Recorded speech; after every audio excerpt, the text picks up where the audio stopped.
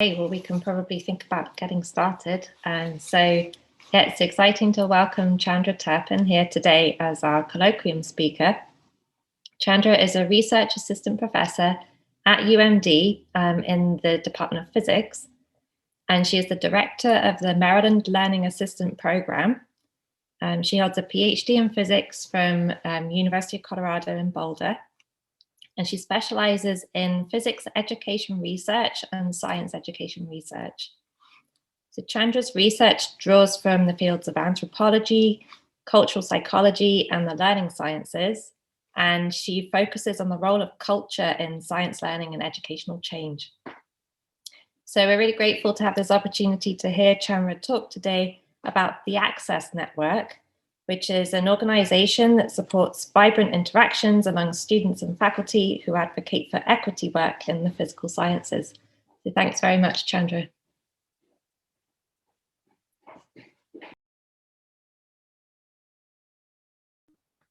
Thank you so much for inviting me to share with you all today. I particularly appreciate that kind of cross-cutting conversations amongst grad students, I believe is part of the reason that I was invited to speak to you all today. So I really appreciate the kinds of conversations that graduate students are seeding across our department. So the title of my talk today is The Access Network, Organizing with Students Around Equity in STEM.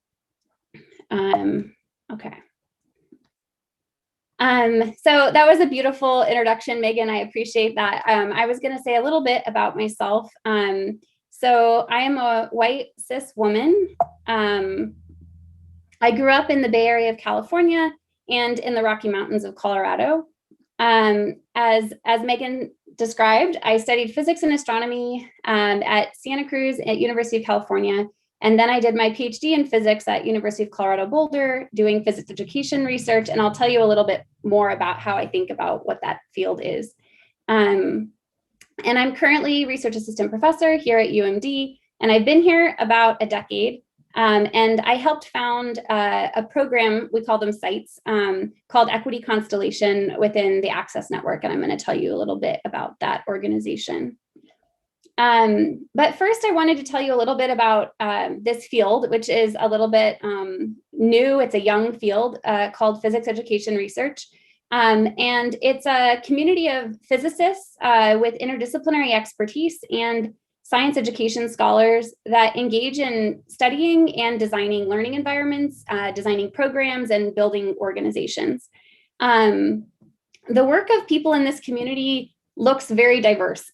So some people conduct studies on how students understand physics concepts, so things like electromagnetic waves or diffusion, how students understand or misunderstand those topics, and how you can help students develop deeper understandings. Other folks focus on understanding how students develop scientific practices, so could be debugging circuits, it could be computational thinking, like learning how to program and use those tools in your work. And others focus on identity development. How does one come to see oneself as competent or belonging in the field in certain kinds of ways? Folks also develop curricular innovation, so like worksheets or various ways to organize instructional environments around teaching physics or teaching strategies, so pedagogical strategies that you can use in the classroom. Other PER scholars do things like develop simulations. I don't know if anyone has used the PhET simulations, but this is one really popular tool. They're interactive simulations that can help students explore physics concepts for themselves, either in independent or more classroom-based activities.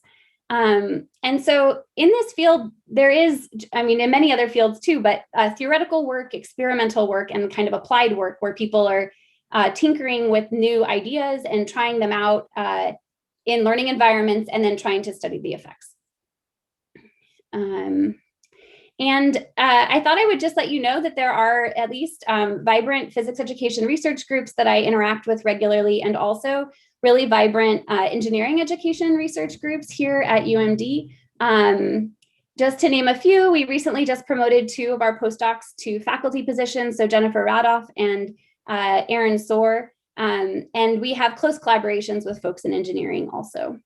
We're also excited that we just launched a cohort of 15 new undergraduate research fellows in our engineering education research group that are helping us study living and learning community focused on science, technology, and society. Okay.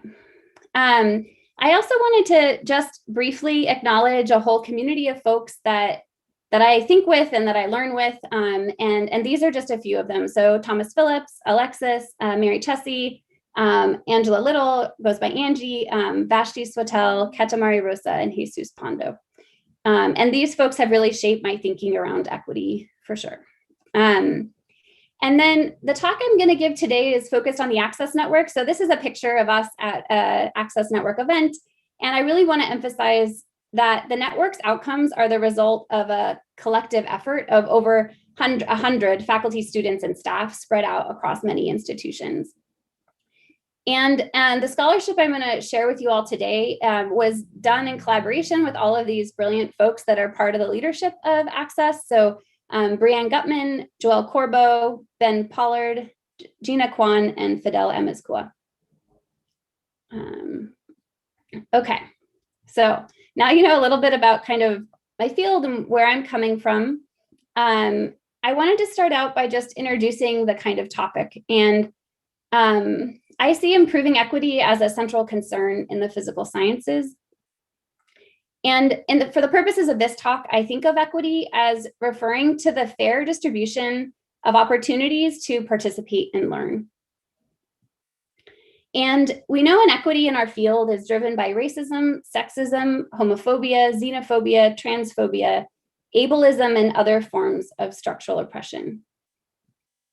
And in the physical sciences specifically, recruitment and retention of women and other minoritized students has stagnated and in some cases declined. And I can point you all to some of these references that are linked at the bottom later. And we also know that classroom learning experiences, and this is from some background research that I'll introduce, but that classroom learning experiences are also inequitable. So common educational practices that exist in our fields can disproportionately harm students from underrepresented groups. And we'll see a little bit more how this plays out. So just trying to give you a little bit of a sense of where I'm coming from with this work. Some starting assumptions that I operate from are that our educational experiences should contribute to learners feeling more competent, not less competent. But currently and historically, higher education has often conveyed to students that they're not cut out for science and engineering. And the way this often plays out is highly gendered and racialized in the United States due to patterns of exclusion. Okay.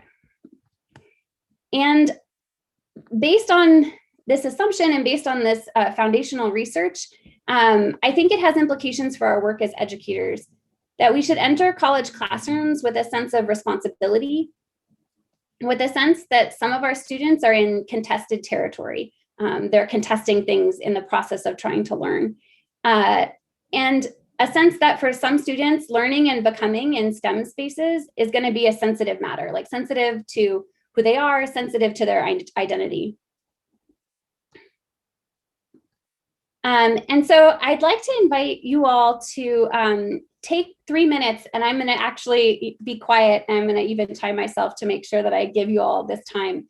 But I want you to think of an effort to improve diversity, equity, and inclusion or social justice in your discipline. And it could be your department, or it could be more broadly in your discipline, and reflect on each of these questions. And it's okay if some of them are tricky to answer. And you can choose either to share them if you want in the chat privately with me or publicly for other people in the call to see.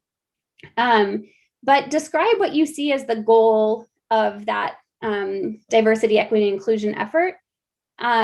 Describe kind of the problem that you think the effort is trying to address, what the central activities of the effort are, and then who leads the effort, who determines what form those goals and activities take. So I'm going to give you 3 minutes, and please feel free to share your thoughts or keep them private. Yeah. Okay, I'll be interested to hear as we move along some of the responses that you all came up with. based on some of the things I've heard from others when I give this talk, is that it's clear that in the realm of diversity, equity, and inclusion work, there is a wide array of efforts to address equity in the sciences. And there's a range of people leading these efforts. So we see that some are led by faculty, staff, undergrads, graduate students, many different forms of leaders, and happening across many different kinds of settings. So sometimes located within departments, sometimes in colleges, professional societies, or even across campus. And the issues that these different efforts focus on can vary. Some frame their issues in terms of changing the culture in places, and some frame their work in terms of addressing student deficits. And the goals of many of these efforts can vary, from retention to cultivating skills, to reducing bias, or to changing structures or structural change. And many of these efforts are led by students and often working to create more supportive learning environments. And the Access Network is an example of one of those efforts that tends to be heavily student-led. And so it's a national network of university-based programs that are working towards more inclusive physical sciences culture. So I want to give you a little bit of an outline of what to expect from here. So I've sort of broken my talk out into two parts. In one part, I'm going to introduce you to the Access Network and some various models that exist for doing equity work, and try to give you a little bit of an illustration of our approach to equity work, and share a brief vignette to illustrate that. And then I'm going to introduce some of the research thread that we've been doing on the development of equity leaders within Access, and introduce you to this construct of equity ethic, which we've been using to make sense of students' experiences in our organization. And then I'll end just summarizing some of the findings from this work. Okay, so part one is this overview of Access. So the Access Network spans the country. We have 9 sites currently. Some sites were founding sites and others were expansion sites. And each site runs their own activities. But what holds all of these sites together are a set of core principles. So one of those principles is fostering supportive learning communities. Another is engaging students in the process of doing authentic science, helping students to develop professional skills, empowering students to take ownership of their education, and all towards the end of increasing diversity and equity in the physical sciences. But how this looks varies across sites. So just to give you a little glimpse into sites, our network developed out of a program or a site run at University of California, Berkeley, called the Compass Project. This project was entirely led by graduate students and undergraduate students. It was open to all physical science students, and it primarily served women and minoritized students at University of California, Berkeley. The activities that they launched included an early start summer program for undergraduates coming into the physical sciences and computer sciences. It involved courses that they taught, specifically emphasizing modeling and the inquiry process, mentoring, and a lecture series that was really targeted at making cutting edge science accessible to undergraduates. And you can find out more about this work. The programs run at Chi-Sci Scholars, which is at Chicago State University, look a little different. It was founded by faculty, but has substantial student leadership.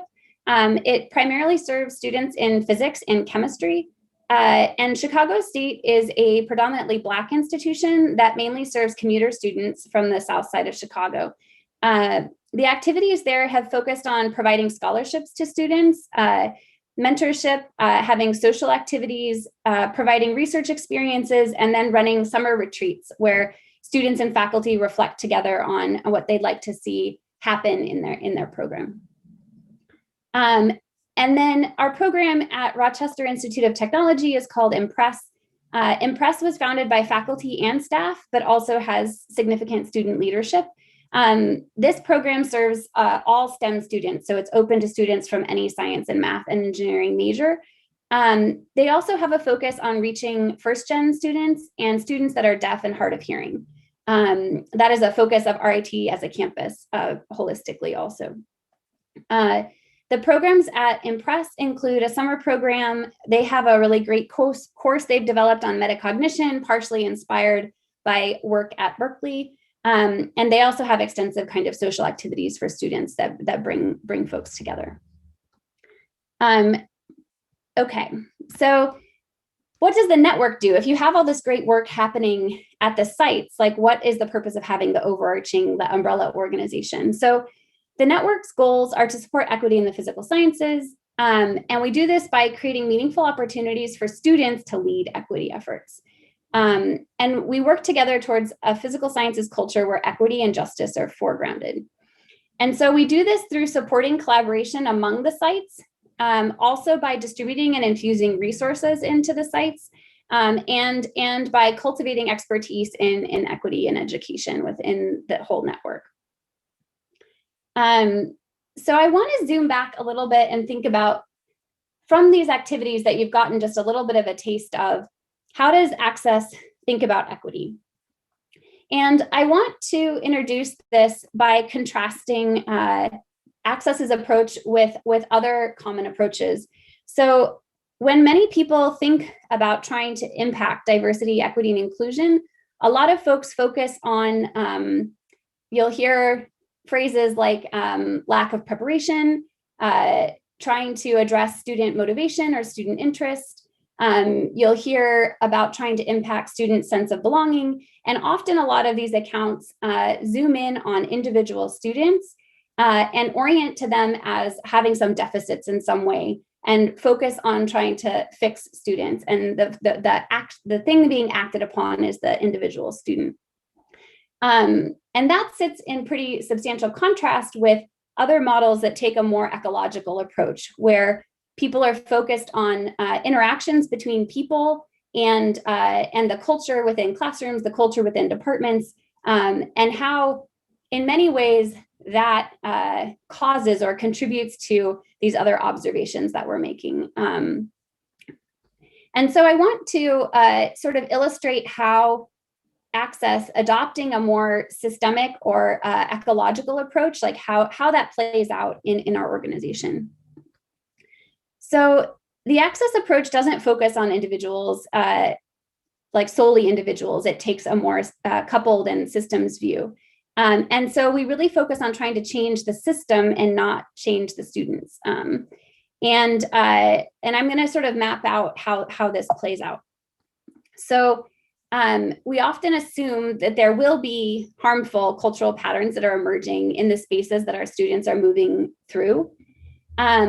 And we try to create structures for learning, structures for reflection, and we try to lean into critiquing those cultural patterns. In Access, we also move from designing things for students to trying to design things with students.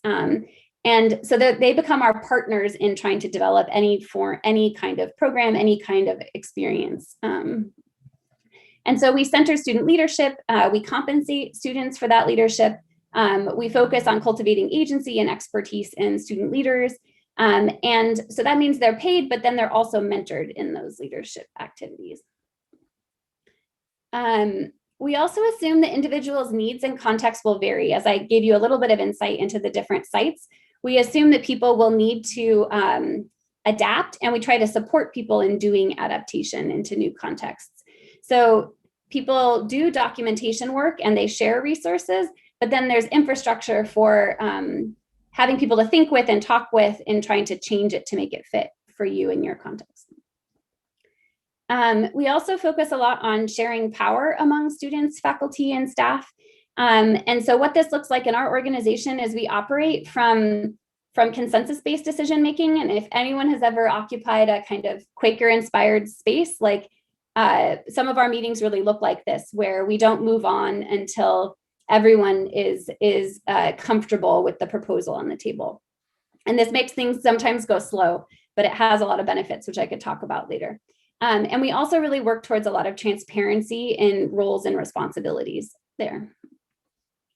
And then we also really strive to build collectivism and solidarity building within the network. And that I really hope will get touched on substantially in the second half of this talk. Okay, So what does this look like? We have meetings together that bring student leaders together. This was what it looked like to do this during pandemic time. So normally it would be an in-person 3-day conference for site leaders, but we had to move virtual.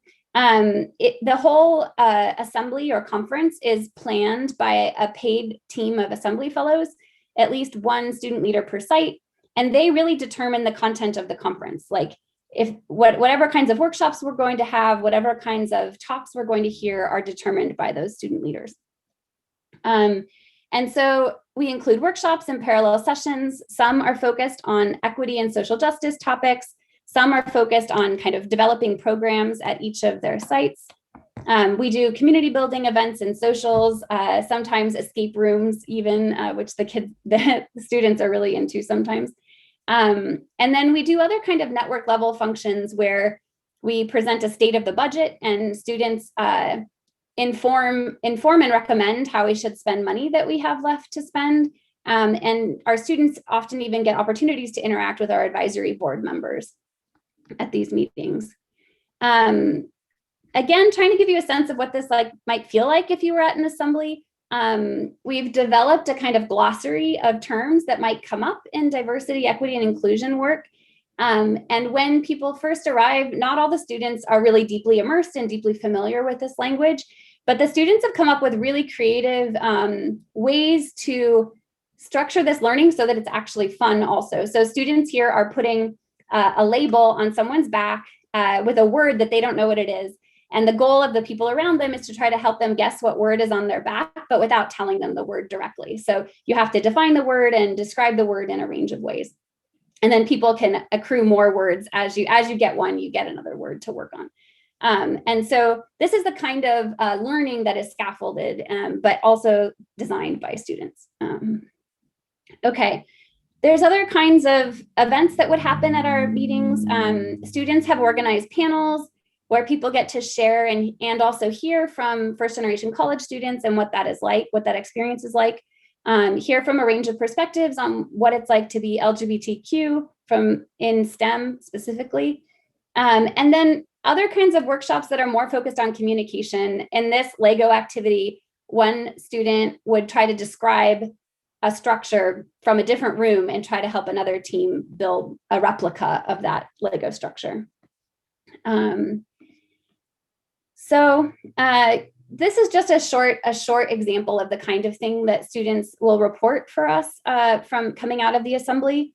A student fellow said, "I always personally feel comforted and seen at these assemblies, surrounded by my friends who care for me and who are all dedicated to changing university STEM culture to make it easier for all students from all backgrounds to thrive." But this assembly that happens once a year is only one part of what the network is doing during the year. It's also throughout the year focused on supporting intersite communication, and it does that through a range of processes.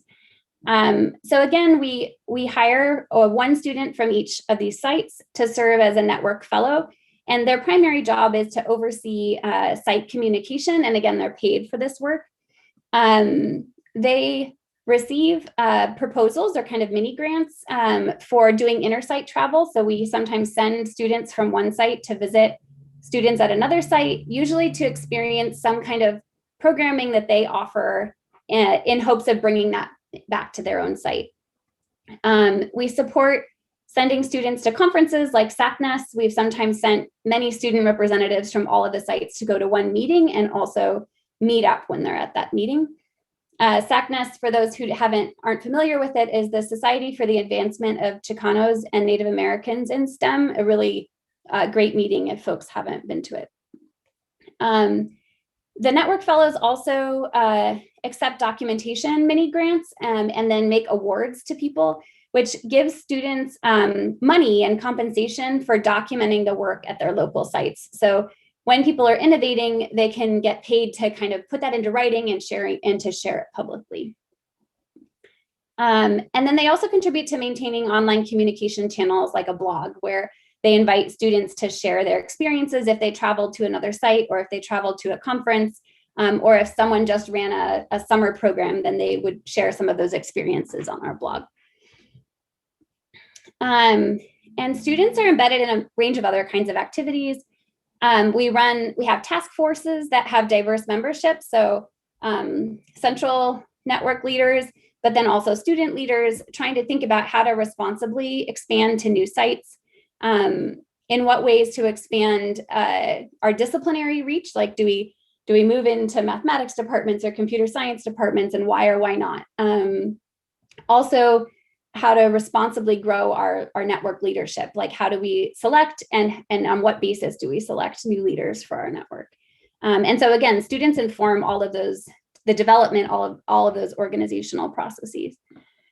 We also offer like mentored grant writing experiences for students. So as we're trying to sustain the network by writing grants, we also involve students in that process of both conceptualizing the grant, but also contributing to writing and editing the grant in a range of ways. And then particularly over this last year, we have run a emergency fund or a mutual aid network for students. So we've solicited, of course, you can't use grant money to fund these things. So we solicited donations and then also solicited information from those in need and attempted to redistribute resources and money to those that were struggling, particularly in the last year. And so here's another just sort of insider voice of a student about experiences in the Access Network. This student fellow says, "It's great being at Access because the people understand the culture that's predominant in these departments. This lack of support from research, lab groups, and peers, lack of support from people that make up the dominant culture. What I like about Access is that these are people I can relate to, not only through the mentality and how we see physics, but also from our identities and the backgrounds we share. Nowhere else can I see a group of scientists, engineers, and educators that looks like this." Okay, but I also want to make sure to describe, and Joelle Corbo, I have to say, is responsible for many of these beautiful diagrams that I'm going to share here, but not everything is smooth in doing this work. So our very first assembly or our conference, it had some problems, and I want to sort of describe how this played out in our network. A couple of student leaders didn't feel ownership over the planning process. It was our first time planning it, and they didn't feel like they had ownership. They said, "We're not actually authentic leaders in this space," as the meeting was playing out. And at our first meeting, we also had a lot of local faculty that were not centrally involved in Access, popping in and out of sessions that were being run at this university and violating norms when they arrived. So one faculty here said, "Oh, this is really awkward." And then another experience that played out at this assembly was we sometimes had parallel activities, some for central network organizers and some for everyone else. And students experienced this as, it's like they're the grown-ups and we're the kids. They felt like that paternalism was present in the design of the sessions. And so what did working towards resolution look like in our community that first year? Well, one of the student fellows, a couple of student fellows brought up concerns to our network ombudsman, which we had. And the student said, "It feels like you're paying lip service to student leadership, but not living up to it." And what we did that first year was we scrapped the entire last day of activities that were planned just to engage in this conflict resolution process. And so the outcome of some of that conflict resolution process was to create a task force that included student fellows, site leaders, and faculty to make recommendations for how we did planning and implementation of assemblies in the future. And we also engaged, we consulted with an organizational development expert also. And I want to share a few of the lessons that we think we learned from this, like these early growing pains. One recommendation that we have from this process is really clarifying roles and responsibilities and constraints that your organization operates under. So now something that we do is the roles and network structure and also our financial constraints are made really explicit in both the planning process, but then also at the assembly through these like transparent presentations about the budget of the organization.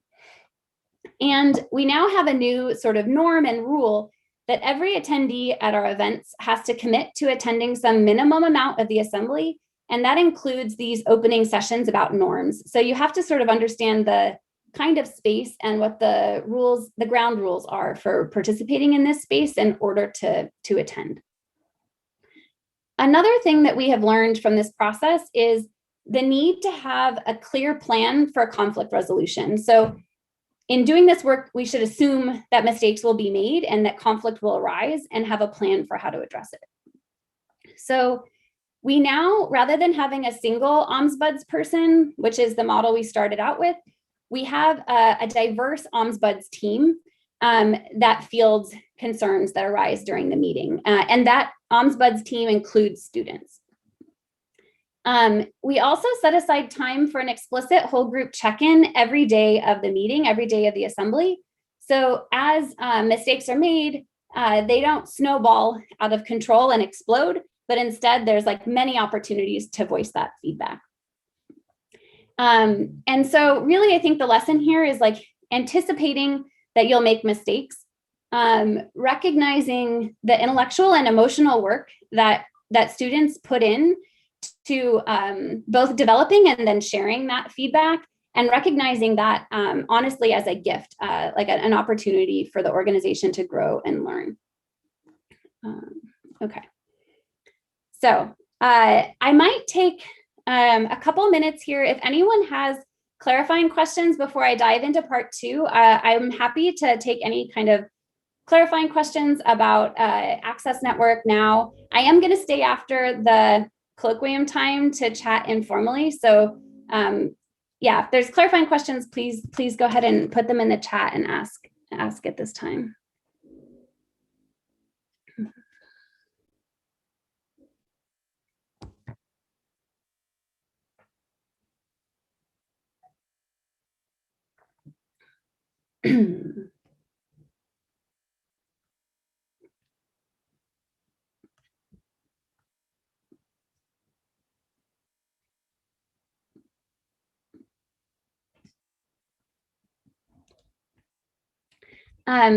Megan, could you let me know, are there any things coming in the chat that I'm not seeing right now, actually? I'm not sure if how the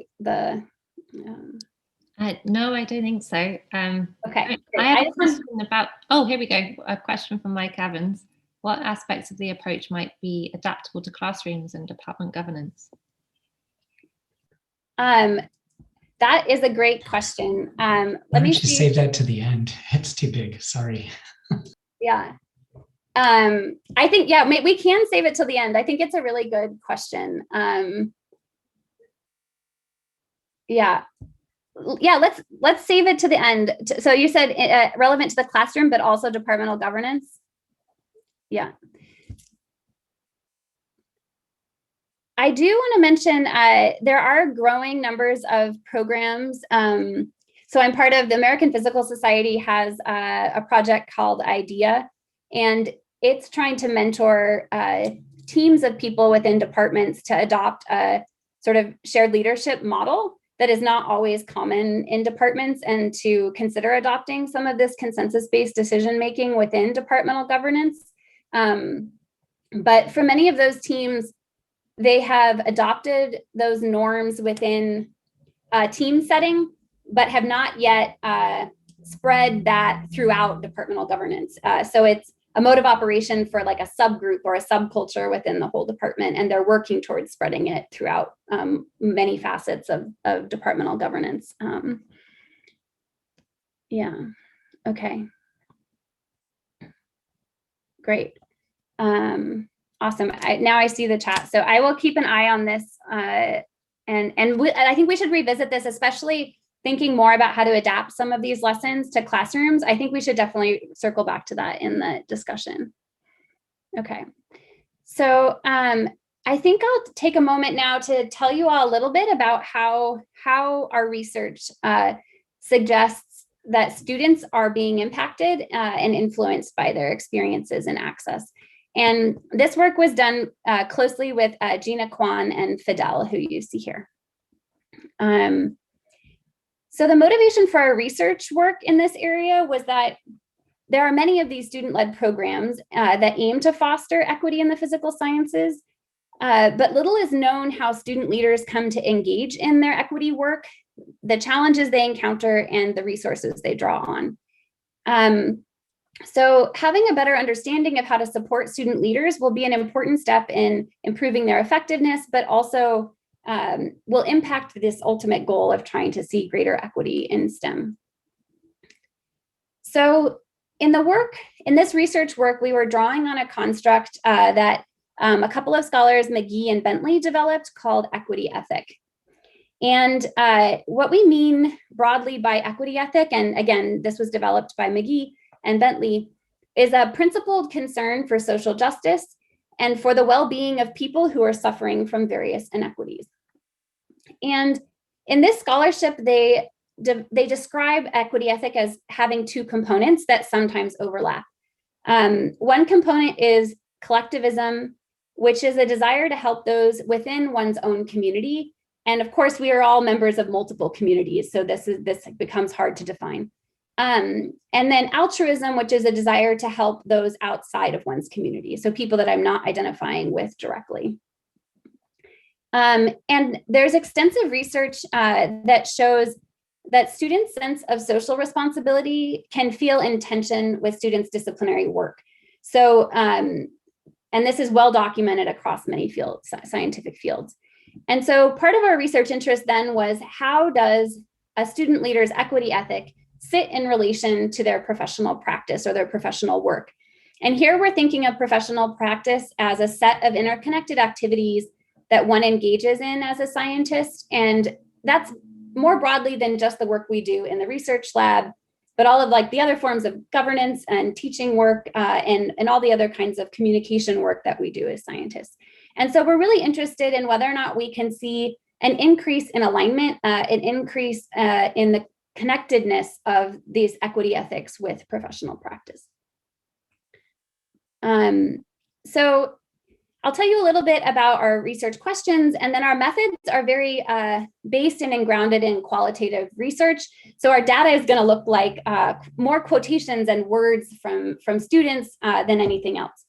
So our research questions are: how have students, our student leaders in Access, how have their sense of collectivism and altruism evolved within the context of Access? And how do they enact collectivism and altruism in their professional work or their professional practice? And just, this will be fast, but the approach we use in this study was conducting interviews that we video recorded with student leaders. We then iteratively coded these transcripts to identify themes. And the color codes here kind of map onto yellow collectivism, green altruism, blue access network, and red professional practice. And then we do this cross-case comparison. So we might code an interview with one student leader and then move on to coding another one. And then we do this constant comparison, looking for similarities and differences. And so what we're trying to do here is look for these components, evidence of collectivism and altruism, and also how they overlap in the two cases I'm going to talk about today, for the cases of Keith and Cruz. And I want to emphasize one thing, which is our student leaders don't arrive to Access Network as blank slates.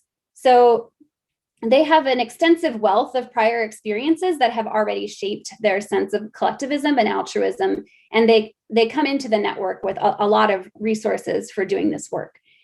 But then they're also having experiences within the Access Network that shape these components of equity ethics. And then their experiences within Access also influence this alignment between equity ethics and professional practice. And so I'm going to try to show some evidence of these last two in particular. First, I kind of would like to introduce you to the two students briefly. And again, these are pseudonyms, so not identifying the students directly, but giving you a little bit of a sense of who they are. Keith identifies as African-American Black man. He is a graduate student and a site leader. He has formerly held one of these network fellow positions, so helping to do cross-site communication. And he was previously an undergraduate at a physics program that was quite diverse. So people of color common in the program, and women were common in ways that are not typical in many physics programs.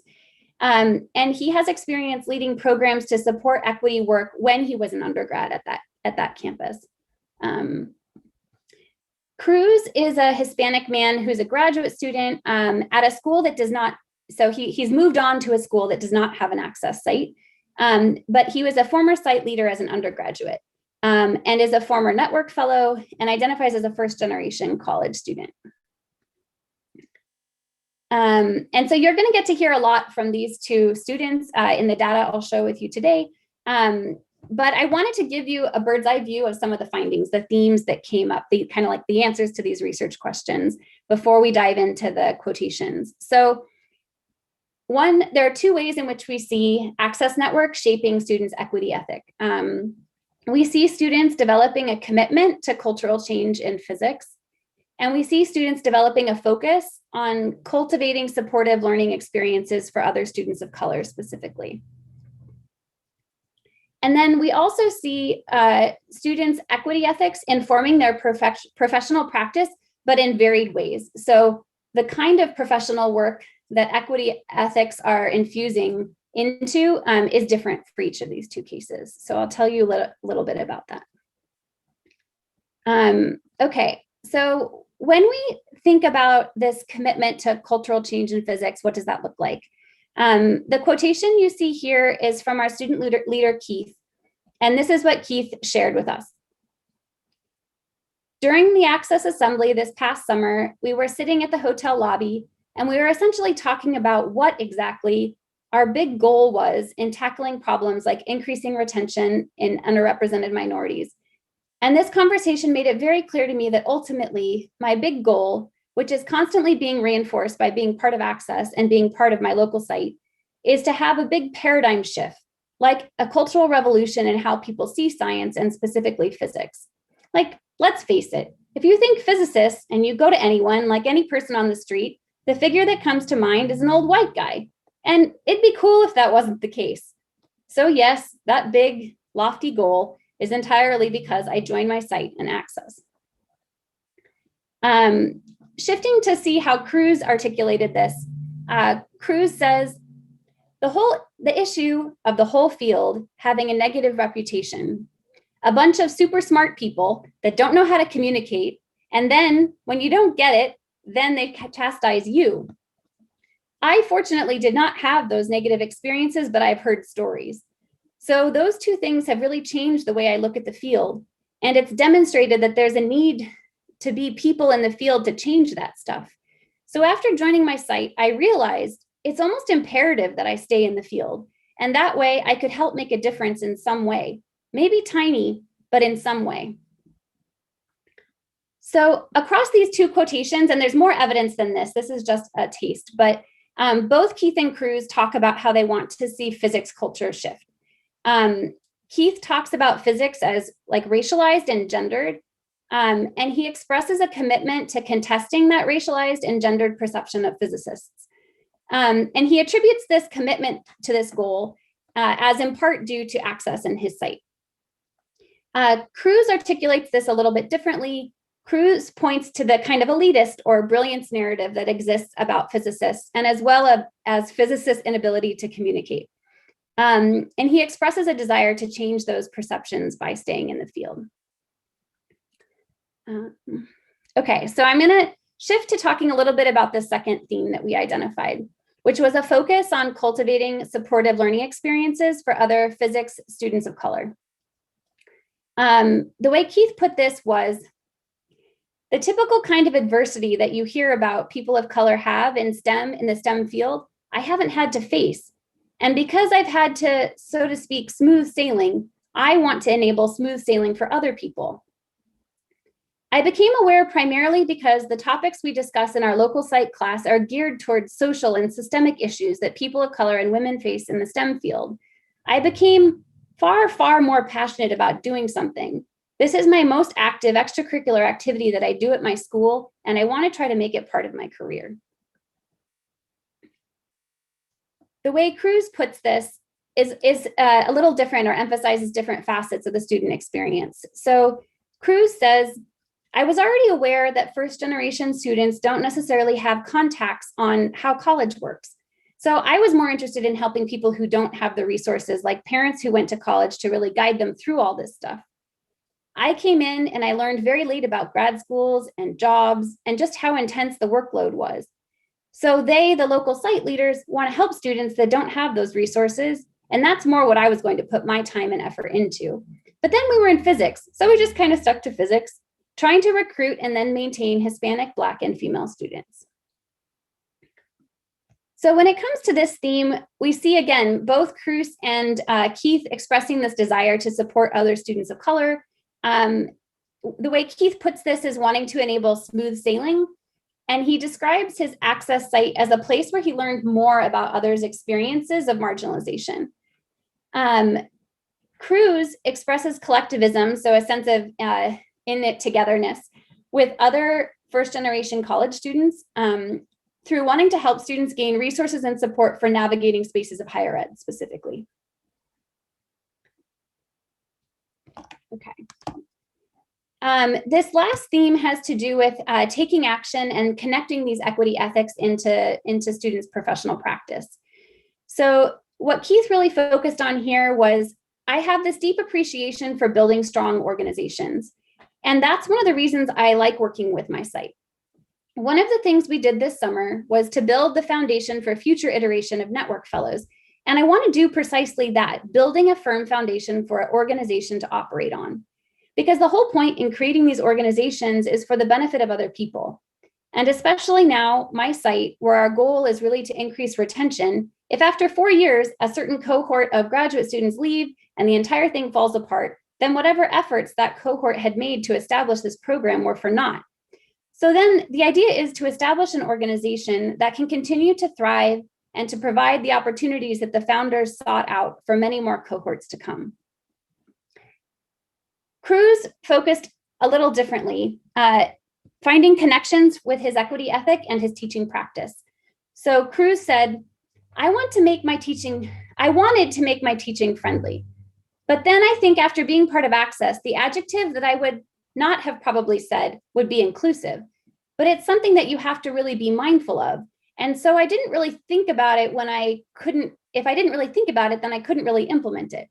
So if you just make it friendly, you're missing out on some key things that make people feel comfortable and willing to learn and more enthusiastic about learning.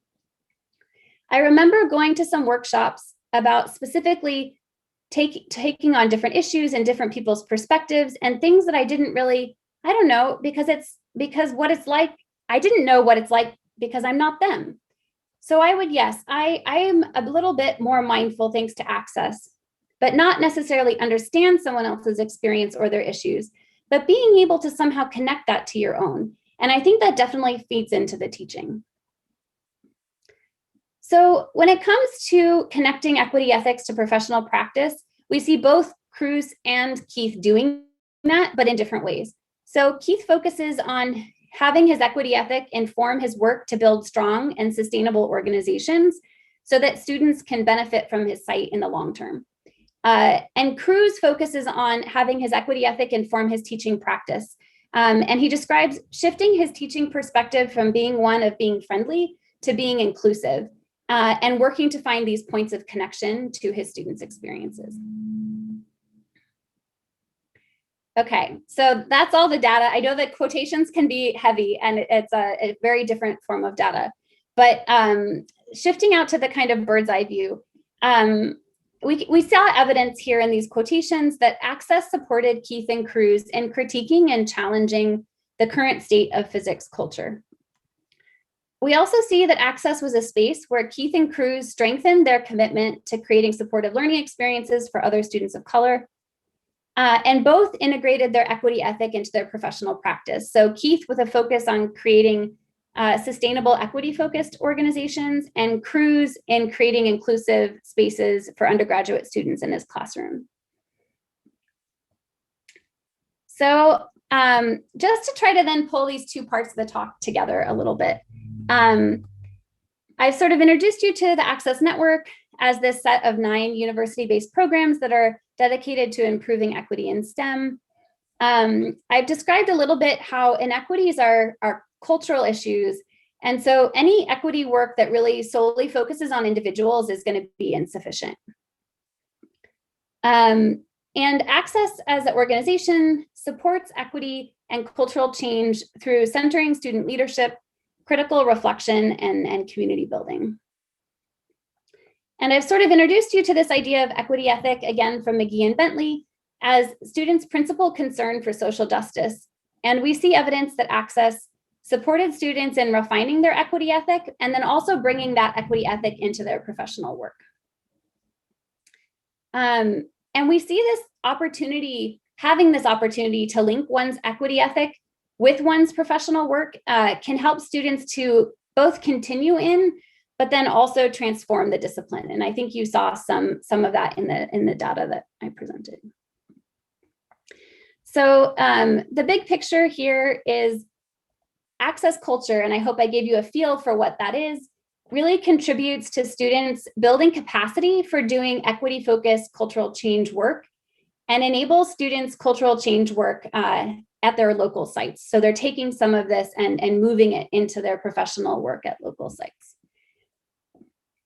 And so that's what I have to share with you today. I put some links to the slides here and my email address and the website for the Access Network here. But I really appreciated this opportunity to come and talk with you all, and I look forward to continued discussions after the talk. Okay. Thank you very much, Chandra. That was wonderful. Yeah, and thanks to Rick and Mike and the IDEA Committee for setting this up. And I think we have lots of time now for discussion with Chandra. So yeah, for as long as you guys are free, we can ask questions. And is there a particular way you'd like to run this discussion session, Chandra? I don't mind. I'm happy to like have people put a question in the chat or raise hands. I'm not sure what you normally do, but either of those would work for me. And I'm also happy to have people voice their questions if that's a preference. Yeah. Sure. Yeah. Normally we raise hands, but anything works. Oh, Mike is raising his physical hand, I see. I'm just gonna thank you for this talk and comments and lots of things to think about. So could you describe like what like an idealized equitable classroom might look like? And I'll just mute myself and cringe.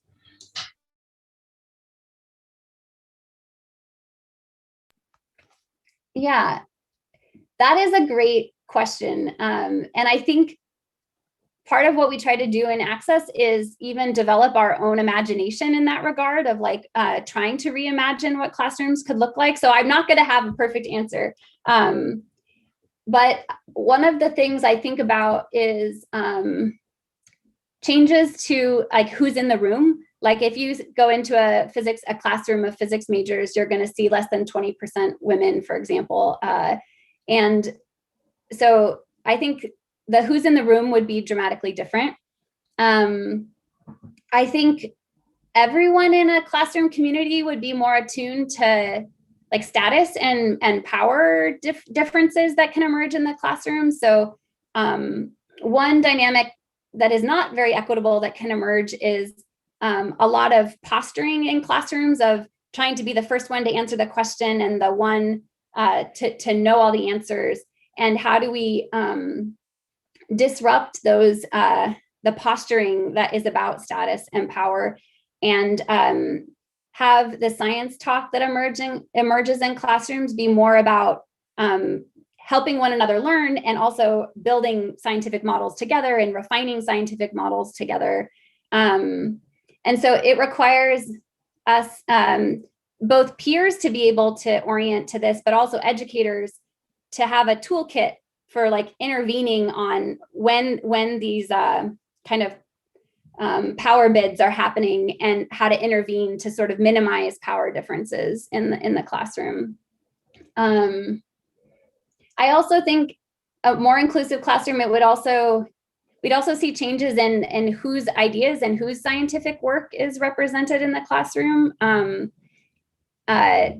This is not my deep area of expertise, but there is a big kind of movement to decolonize curriculum, and there are people trying to do some of that work in the sciences. So better acknowledging the contributions of non-Western, non-European communities and cultures in the work of science historically and presently. I'm sure we can go in lots of directions with this, but those are like some of the like kind of things that come to mind when I think about what that more equitable classroom would look like. Yeah.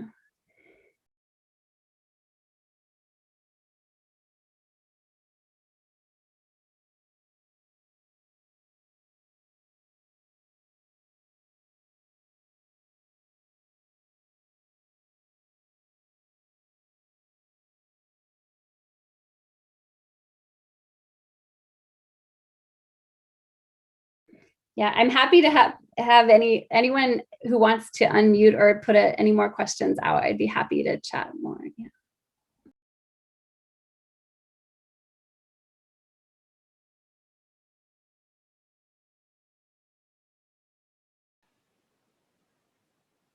I have a question.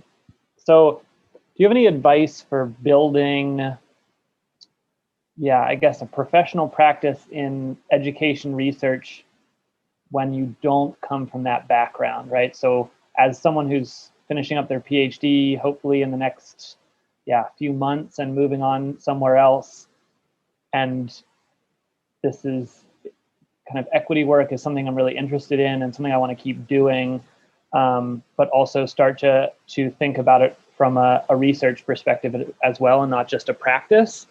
Do you have advice for how to dip my foot in the water as someone who maybe doesn't have any formal training in how to do this kind of work? That's kind of a really broad question, but it'd be useful for me to kind of see where a way forward might be.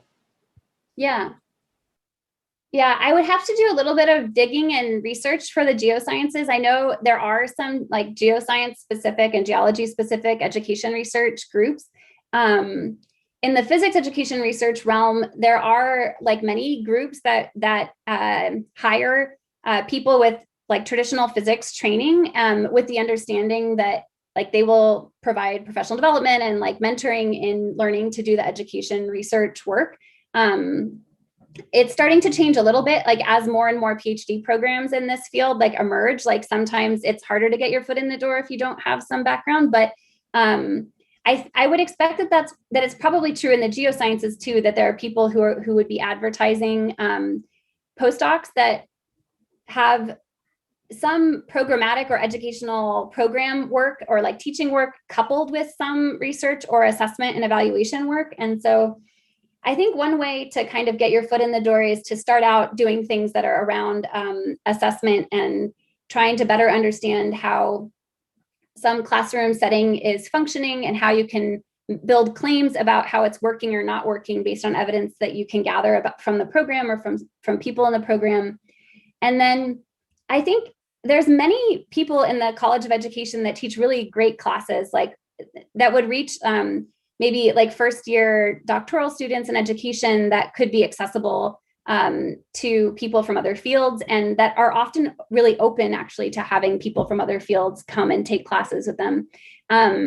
It can be helpful to network with some of the other kind of science education or math education PhD students to get advice on which courses would be a better fit.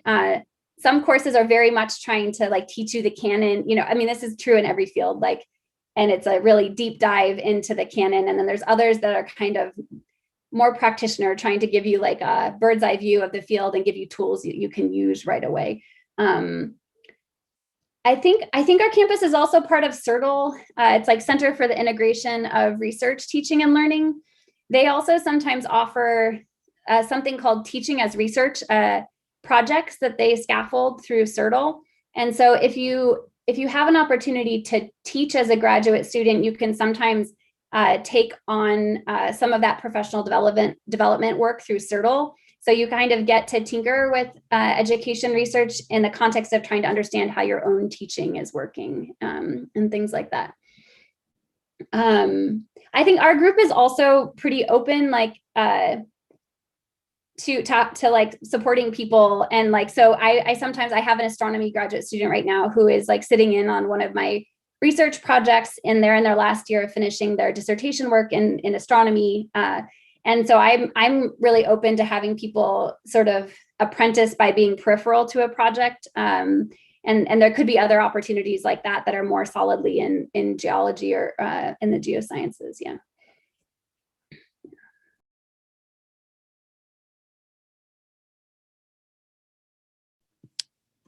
Thanks, Will. And we have a question in the chat from Laura Salmon. Laura, are you here? Did you want to read out your question? Or I can do that if not.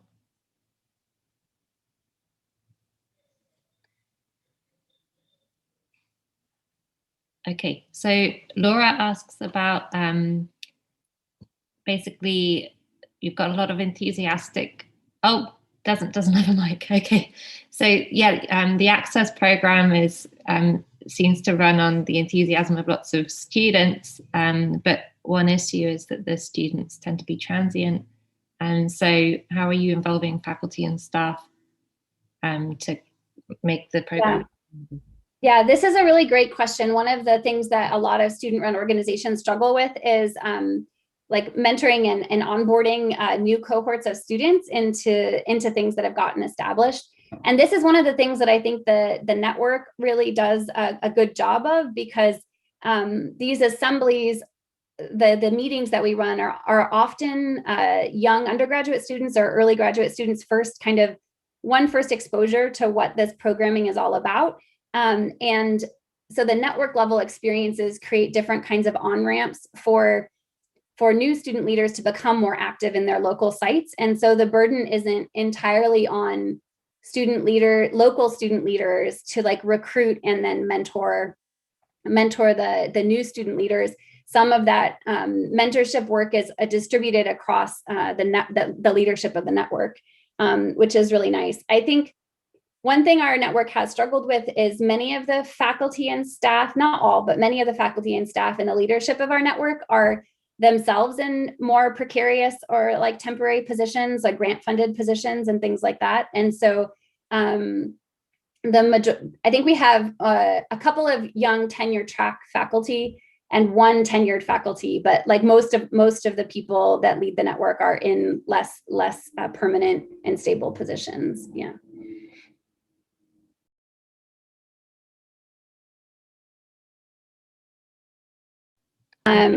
I see this question from Michael, which is a great one, which is how do we avoid putting pressure and responsibility on minoritized students to affect cultural change, but at the same time empower them to be part of making that change happen? And I think this has been a huge, a thing that we have talked about and really reflected on a lot. I think part of it is having these meaningful partnerships with students where students feel like they can come to you and you will act in solidarity with them in the ways that they're asking for you to advocate for them and or advocate with them, I would say. But yeah, I think we need to not make it seem like the world rests on their shoulders, but also recognize that they have insight. They have insights that many of us that maybe tenure track or maybe faculty don't have, and so that they will be essential to solving the problems that our fields have. But I think it's a really important thing to be aware of, and I think it's one of the reasons we care so much about compensating students for their time and making sure that when students are doing this work that they see clear ways in which they are personally benefiting from it and professionally benefiting from it, and helping them know how to represent that work back to others in a way that helps it helps them in their professional trajectories. But I do have to say, like, a lot of our student leaders see this as a way of, like, honestly, like, reclaiming their humanity. Like they see it as a way, like, they say it's almost an act of survival. Like doing this work is a way of like surviving in a field that that doesn't always treat them well. And so I also like hesitate to try to be too protective of that, right? Like these are ways for them to express what they need from the field that we're not always meeting, expectations we're not always meeting. Yeah. Yeah.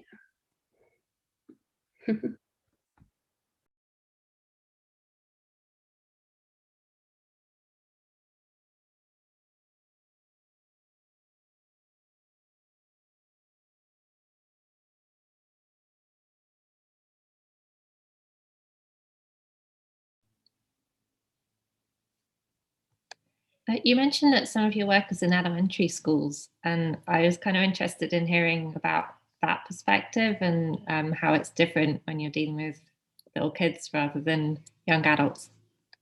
Yeah, I would say we mostly work with like teachers that will be in elementary school classrooms, but I personally, there are people in my field that study elementary science learning classrooms extensively, but it's not my area of expertise directly. But one of my projects has been supporting physics faculty in learning to teach physics to future elementary teachers in ways that better reflect the scientific process and are more inquiry based. And so one of our projects has been bringing faculty together across the country that all teach these kinds of courses and allowing them to have a space to kind of problem solve about the issues that come up when you're moving towards a more discussion-based, experimental-based curriculum.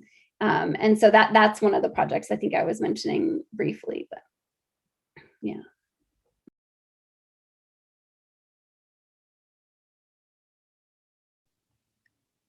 Okay, are there any last burning questions for Chandra?